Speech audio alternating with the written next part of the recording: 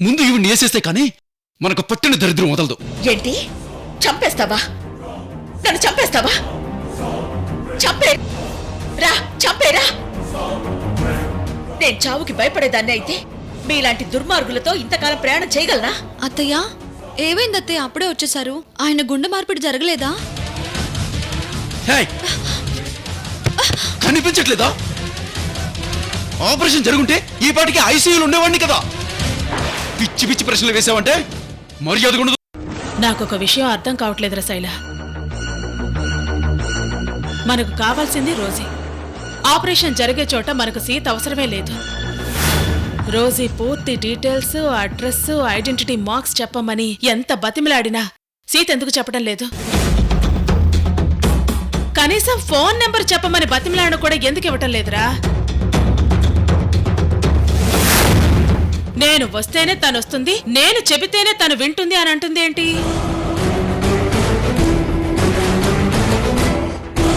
అవునమ్మా, నాకు అదే అర్థం కావట్లేదు. ఏదో లాజిక్ మిస్ అవుతుందమ్మా. సీత చెప్పింది రోజీ వింటుంది అనుకున్నప్పుడు పలానా అడ్రస్కి వెళ్ళమని చెప్పాలి కానీ నేను లేని చోట తను ఉండదు అని చెప్పడమేమిటి?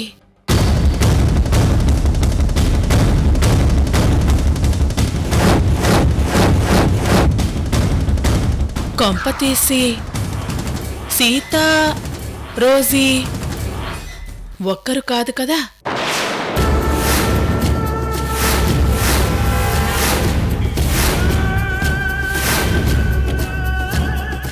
లేకపోతే ఆపరేషన్ ఎందుకు వాయిదా వేస్తుంది? 15 వరకు ఎందుకు ఆగమంటుంది? అమ్మా, నువ్వు అనుకునేది కరెక్ట్ అనుకుందాం. అప్పుడు సీత అంటే మనల్ని ఫూల్స్ చేస్తుందా? ఆ రంజిత్ అడ్డుపడడం కూడా తన ప్లానేనా?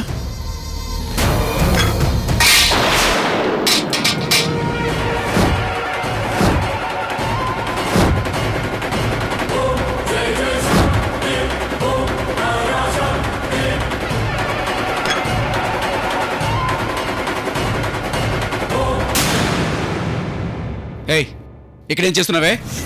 దీపక్ కుంద తుడుస్తుండగా జారిపోయిందండి. ఇప్పుడు దాంతో నీకేం అవసరం వచ్చిందే? పద, అమ్మతో చెప్దు గాని. పెట్టు. అది కాదండి, నా మాట వినండి. అమ్మా, ఇది కిచెన్ లో ఉండి ఏం చేస్తుందో తెలుసా? మనం మాట్లాడుకునే మాటలన్నీ వింటుంది.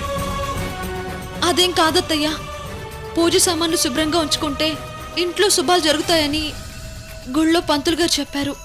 ఆహా, మరీ ఎక్కువగా రుద్దితే జరిగే శుభాలు కూడా ఆగిపోతాయని చెప్పలేదా మీ పంతులు?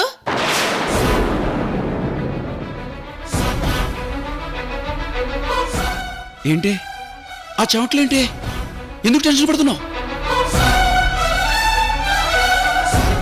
దొంగచాటుగా మా మాటలు వింటున్నావా? వింటున్నావా అని అడుగుతావేంట్రా? వినడానికే కదా అక్కడి నుంచింది. అందుకే టెన్షన్ పడుతోంది. సీత రోజీ ఒక్కరేమోనన్న మన అనుమానం నిజమై ఉండొచ్చు.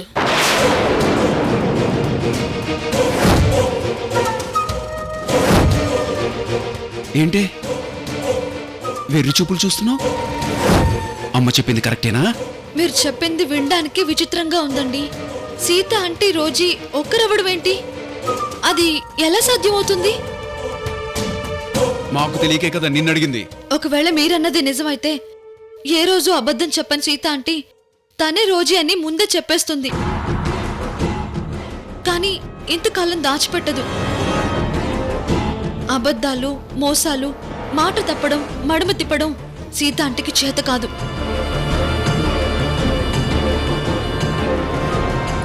ఇది నీ మొగుడి చావు బ్రతుకుల సమస్య. నిజంగా ఈ విషయం గురించి నీకేం తెలియకపోతే ఒట్టే చెప్పే.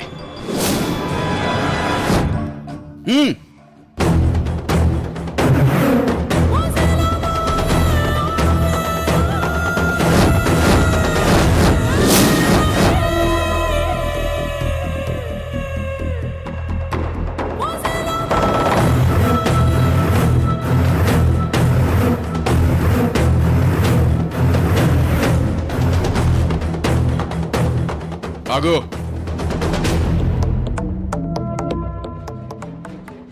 ప్రస్తుతం నేను అంత రిస్క్ తీసుకోలేను.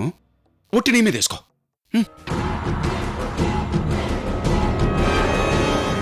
కమాన్. ఒట్టండి. సీత అంటే రోజు ఒక్కరు కాదు. ఆ రోజు ఎవరో కూడా మాకెవరికీ తెలీదు. నువ్వు చెప్పింది అబద్ధమని మాకు తెలిసిందో నువ్వు ప్రాణాలతో ఉండవు. ఆ సీత అంటే తల పగలగొట్టేనే సరే ఆపరేషన్ థియేటర్కి తీసుకెళ్తాను. అమ్మా, ఏది నిజమో ఏది అబద్ధమో, ఎవరు మిత్రులో ఎవరు శత్రువులో ఏమి అర్థం కావట్లేదమ్మా. అంత కన్ఫ్యూజన్గా ఉంది. రే, ఆల్రెడీ నీకుంటే పాడయ్యుంది. బుర్ర కూడా పాడు చేసుకోకు. ఏం చెయ్యాలో నేనే ఆలోచిస్తాను. ఏయ్, పూజ సామాను సంగతి తర్వాత చూసుకుందు గాని ముందెళ్ళి వంట సంగతి చూడు. వెళ్ళు వెళ్ళు.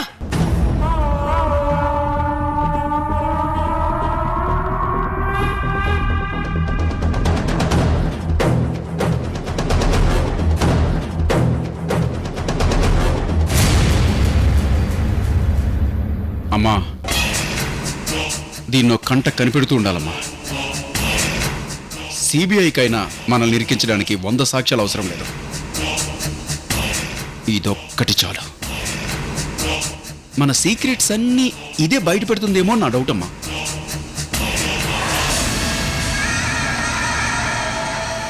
దాని బొంద చిట్టెలకు లాంటిదిరా.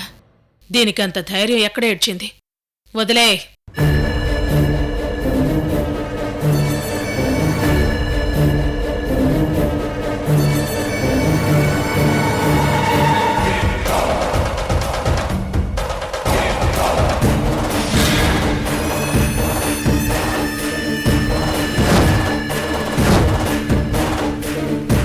పూర్తిగా సీత మీద ఆధారపడటమే మనం చేస్తున్న పెద్ద పొరపాటు.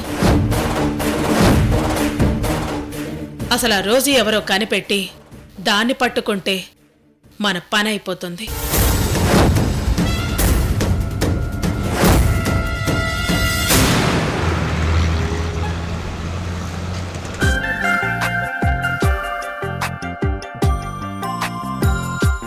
ఆఫీస్ నుంచి వచ్చేప్పుడు చూశాను. సుబ్రహ్మణ్యం గారి ఇల్లు హడావిడిగా ఉన్నట్టుంది. వాళ్ళ ఆవిడ పిలిస్తే వెళ్ళండి. సిటీ నుంచి కొడుకు కోడలు వచ్చారు. కోడలికి 6వ నెలట. సీమంతం చెయ్యాలని ఆలోచిస్తున్నారు. ఏంటి ఉదయం నుంచి అదోలా ఉన్నావు? ఒంట్లో బాలేదా? మనసేం బాలేదండి. కొడుకు పెళ్ళై సంవత్సరం కాలేదు. ఇంకో 6 నెలల్లో సుబ్రహ్మణ్యం గారిల్లు మనవడితోనూ మనవరాలతోనూ కళకళ్లాడుతుంది. కొడుకు కోడలు ఎంత బాగా కలిసిపోయారనుకున్నారు?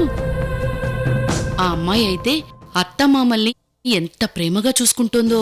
దేనికైనా రాసిపెట్టి ఉండాలి. మంచి ఉద్యోగం, మంచి భార్య. ఇక మనవాడి జీవితం పూలబాట అనుకున్నాం. చివరికి ముళ్ళబాటైంది. వాడిప్పుడిక మన మాట వింటాడా? జీవితాన్ని ఇలాగే నాశనం చేసుకుంటాడా? చెప్పేది వెంటనే అర్థం చేసుకునేవాడైతే మనకి బాధెందుకు? భగవంతుడి మీద భారమేసి ఊరుకోవడమే.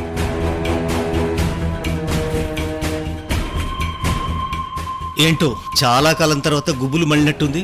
వాడొస్తున్నాడు. ఇదిగో, నీరసంగా ఉండకు.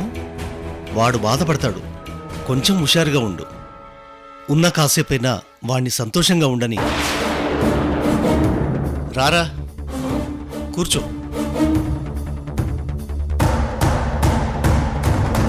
ఏంట్రా ఈ సడన్ సర్ప్రైజ్? వచ్చే ముందు ఫోన్ కూడా చేయలేదు. ఒక మనిషి ప్రాణం తీసిన నీ పెళ్ళని ఏం చేయగలిగా? ఈ తప్పే నా పెళ్ళని చేస్తే నేను ఎప్పుడో ఊరేసుకొని చచ్చేవాడిని. నా పెళ్ళానికి ఫోన్ చేయలేదు, ఇంకెవరికి చేస్తాను? నేనెవరికి ఫోన్ చేయదలుచుకోలేదు. ఒక్క పూటైనా ప్రశాంతంగా ఉందాం అనుకుంటున్నాను నాన్న. అయితే ఈ పూట అక్కడికి వెళ్ళవా? వెళ్ళదలుచుకోలేదు, ఇక్కడే రెస్ట్ తీసుకుంటాను. ఏమైందిరా? నీ భార్యతో గాని మీ అత్తయ్యతో గాని ఏమైనా గొడవ అయిందా? ఏంటండి వాడి మనసు బాలేదంటే ప్రశ్నల మీద ప్రశ్నలు వేస్తారు. కాసేపు ప్రశాంతంగా రెస్ట్ తీసుకునివ్వండి. నా బాధ నాదే. ఉద్యోగంలో సమస్య అయితే పై ఆఫీసులతో మాట్లాడుకుని సాల్వ్ చేసుకోవచ్చు. ఒక ఊరిలో సమస్య అయితే మరో ఊరికి ట్రాన్స్ఫర్ చేయించుకోవచ్చు.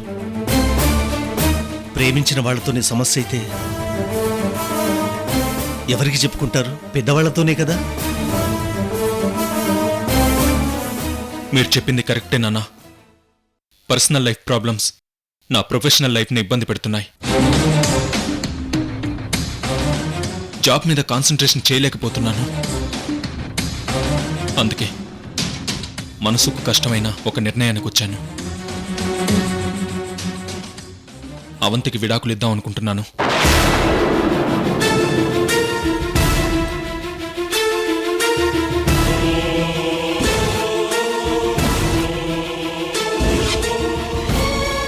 ఆలస్యంగా అయినా సరైన నిర్ణయం తీసుకున్నావురా. మొదట్నుంచి మేం మొత్తుకుంటుంది అదే కదరా. దేవుడి దయ వల్ల ఇప్పటికైనా నీ కళ్ళు తెరుచుకున్నాయి.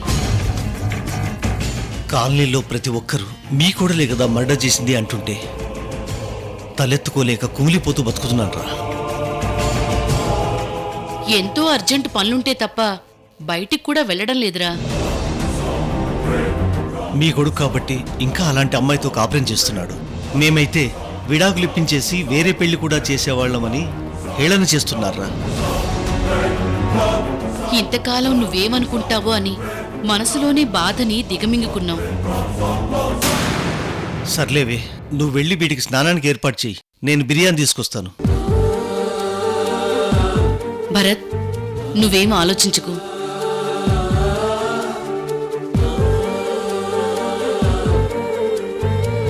నన్ను క్షమించవంతి. ఒక నేరస్తురాలతో కాపురం చేయడానికి నా మనసు అంగీకరించడం లేదు.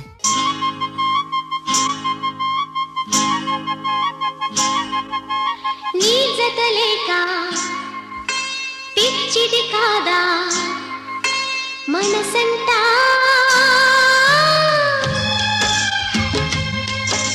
నీ జత లేక పిచ్చిది కాదా మనసంతా, ఆ మనసేమో నా మాటే వినదంతా, ఆ మనసేమో నా మాటే వినదంతా.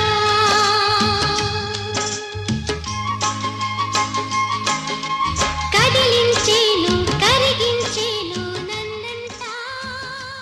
మీకోసమే స్వెటర్ తీసుకున్నాను. బాగుందా? చలికాలం వస్తుంది కదా. అవంతి, ఫోన్లోంచే మాట్లాడుతున్నారా? మీకు అల్లరి ఎక్కువ అవుతుంది. మిమ్మల్ని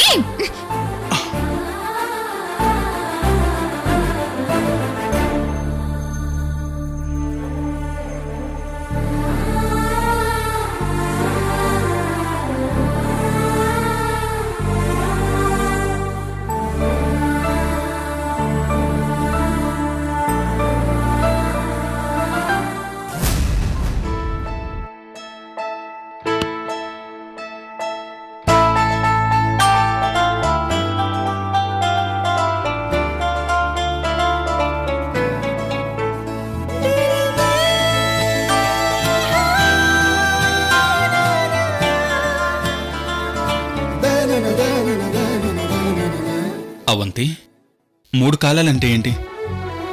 శీతాకాలం, వేసవికాలం, వర్షాకాలం. కదా. చలికాలంలో వేసుకోవాల్సిన బట్టలు భార్యాభర్తలకి అవసరం లేదు.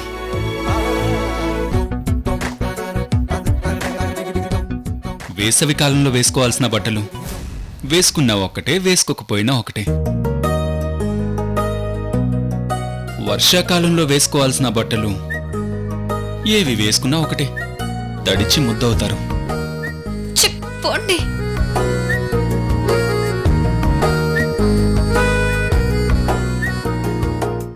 ఇప్పుడు ఇంకో ప్రశ్న. ఋతువులెన్ని? 6. ఈ 6 ఋతువుల్లో భార్యాభర్తలకి ఇష్టమైన ఋతువేంటి? చెప్పండి.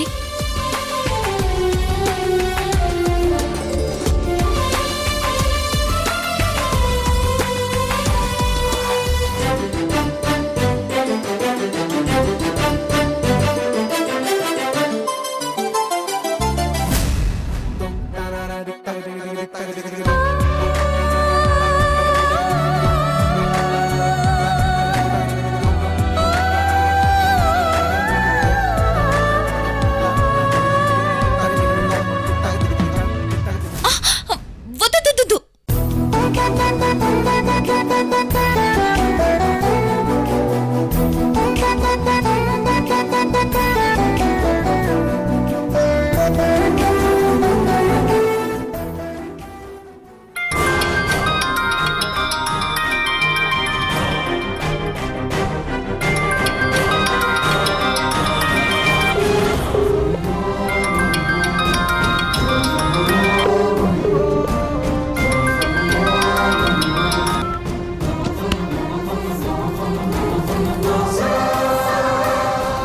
కాల్ కట్ అయిందేంటి? నెట్వర్క్ ప్రాబ్లం ఏమో.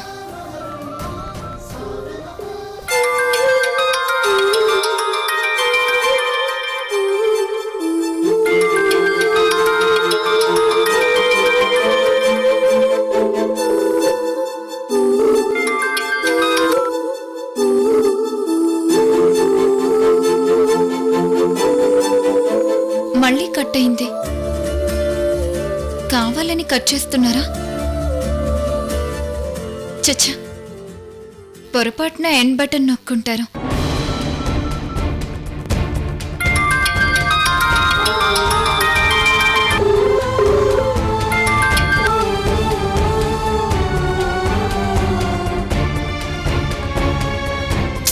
ఏంటి కట్ అయిపోయింది?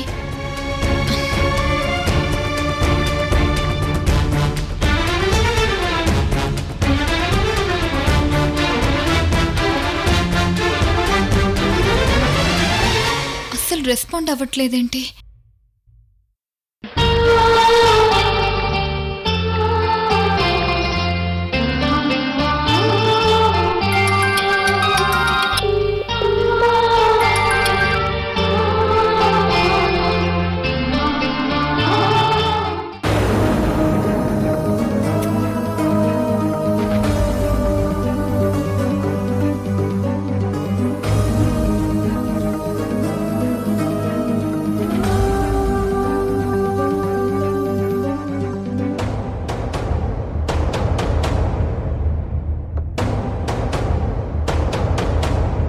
ఏంటవంతి, 9 దాటుతున్నా భోజనానికి రాకుండా ఇంకా అలాగే కూర్చున్నా? రా భోంచేద్దాం. ఆకలి వేయడం లేదంటే? ఆకలి లేకపోవడం ఏంటి? మధ్యాహ్నం కూడా నువ్వు సరిగ్గా భోంచేయలేదు.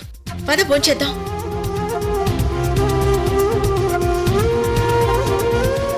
ఓ, భరత్ ఇంకా రాలేదని ఫీల్ అవుతున్నావా? 10 సార్లు ఫోన్ చేసినా ఫోన్ కట్ చేశాడంటీ. ఏదో బిజీ వర్క్ లో ఉన్నాడేమో. ఇంత చిన్న విషయానికే ఫీల్ అవుతే ఎలా? బిజీగా ఉంటే కనీసం మెసేజ్ అయినా పెట్టేవారు. అతను చేసే ఉద్యోగం సంగతి తెలిసి కూడా ఇవన్నీ పట్టించుకుని బాధపడితే ఎలా అవంతి? ఇంతకు ముందు ఇలాంటి చిన్న చిన్న విషయాలు పట్టించుకున్నానా ఆంటీ? ఈ మధ్య తనలో మార్పు వచ్చిందని అనిపిస్తోంది.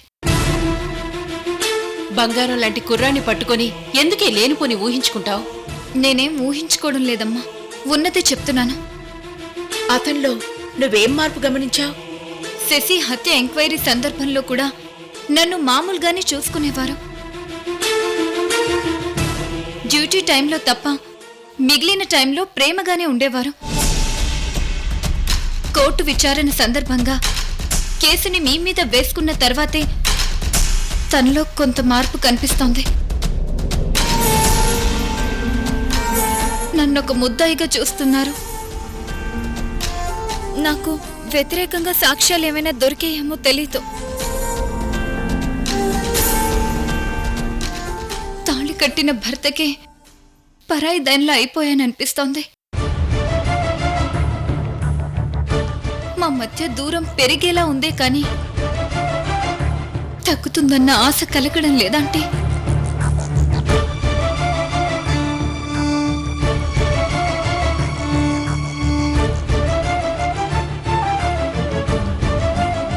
సీత ఫోన్ చేస్తే ఇన్నిసార్లు కట్ చేయడం నాకు కూడా కొత్తగానే అనిపిస్తోంది. ఏంటో డ్యూటీని స్టేషన్లోనే వదిలేసి రాకుండా ఇంటికి కూడా మోసుకొస్తున్నాడేమో అనిపిస్తోంది. చిన్నపిల్ల దానికి సర్ది చెప్పాల్సిన మనమే ఇలా ఆలోచిస్తుంటే ఎలా? ఈ వయసులో వాళ్ళిద్దరికీ ఆలోచన కంటే ఆవేశమే ఎక్కువ ఉంటుంది. నువ్వేం టెన్షన్ పడకు సుమిత్ర. భరత్తో నేనొకసారి మాట్లాడతాను. నువ్వు వెళ్ళి అవంతికి భోజనం వడ్డించు. వెళ్ళు.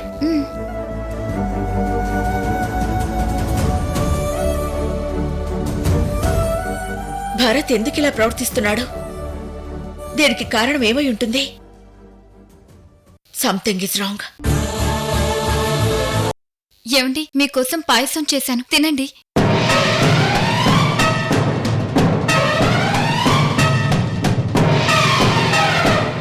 నాకు ఆకలిగా లేదు.